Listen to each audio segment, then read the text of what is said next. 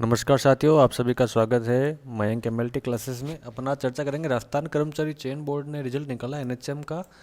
तो जो संविदा मेडिकल लैब टेक्नीशियन भर्ती है, इसका जो रिजल्ट निकाला ये एक्चुअल में एनएचएम के अंतर्गत आती है। किसके अंतर्गत आती है? एनएचएम। एनएचएम के अंतर्गत आती है। राजमेश जो आ रहा है वो सिर्फ संविदा लैब टेक्नीशियन के अंतर्गत आ रहा है। ठीक है, तो ये किसके? एनएचएम के अंतर्गत है। और जो एनएचएम का जो रिजल्ट निकाला गया है, तो एनएचएम में जो कट ऑफ गई है वो हाई गई है राजमेश के मुकाबले में। ठीक है, तो ये एनएचएम के अंतर्गत जा रहा है।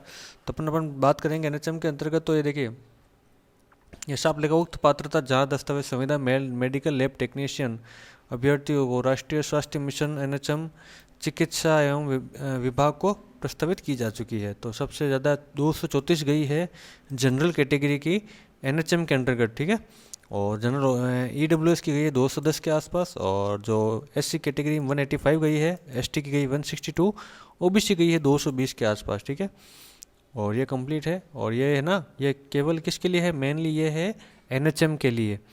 और अपन यह बात करेंगे, ये राजमहल के अंतर्गत है। संविदा लैब टेक्नीशियन ये राजमहल के अंतर्गत आ रही है। ये राजस्थान कर्मचारी चयन बोर्ड ने उसी दिन एग्जाम रिजल्ट निकाला था। ये किसके अंतर्गत आ रही है? राजमहल के अंतर्गत आ रही है। ये देखिए, हिसाब लिखा हुआ है, उक्त पात्रता को किसके द्वारा दिया गया है? तो ये अंतिम चयन सूची दी गई राजस्थान मेडिकल एजुकेशन सोसाइटी के अंतर्गत। तो राजमहल की कट ऑफ काफ़ी कम गई है एनएचएम के मुकाबले। तो राजमहल की कट ऑफ गई है 223 जनरल कैटेगरी की, और फीमेल की 218 है। और अगर हम बात करें ईडब्ल्यूएस की 202 गई है, एससी कैटेगरी में 172 गई है, एसटी कैटेगरी में 162 गई है, ओबीसी की 212 गई है, और फीमेल की 209 गई है। ठीक है, और ये अनुसूचित क्षेत्र में 210 जनरल में गई है।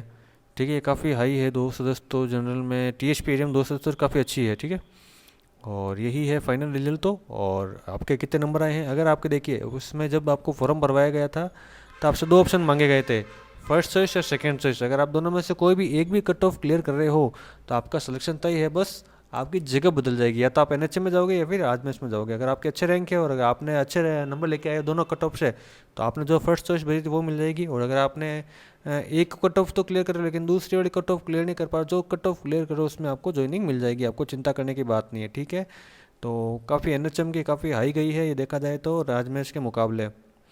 ये एनएचएम की कट ऑफ 234 गई है, और एससी कैटेगरी की 185 गई है, जबकि राजमेश में ये देखो 223 ही गई है, और एससी की तो 172 ही गई है। ठीक है, तो काफ़ी अंतर आया है। तो लोग एनएचएम की तरफ ज़्यादा झुकाव दिया है उन्होंने, बच्चों ने, मतलब प्रेफरेंस मिलने में। और जिनको राजमेश में उनको मेडिकल कॉलेज मिल जाएगी, और एनएचएम पर जिनको छोटे छोटे गाँवों में ज्वाइनिंग दे दी जाएगी सीएमएचओ के अंडर में। ठीक है, धन्यवाद। और भी किसी प्रकार की कोई सूचना चाहते हैं तो इस चैनल को सब्सक्राइब कर लेना, आप सभी को सूचनाएं मिलती रहेगी। और सभी को बहुत बहुत बधाई हो। और लास्ट में मैं भी बोलता हूँ, मेरा भी सिलेक्शन हो रखा है। मैंने ओबीसी कैटेगरी से फॉर्म भरा था और मेरा सिलेक्शन हो गया है। और मैंने जनरल कैटेगरी मेरे तो 250 के आसपास नंबर है, तो मैंने जनरल कैटेगरी से ज्वाइनिंग मिलेगी मेरे को, मतलब जनरल कैटेगरी को मैंने क्लियर किया है। Thank you.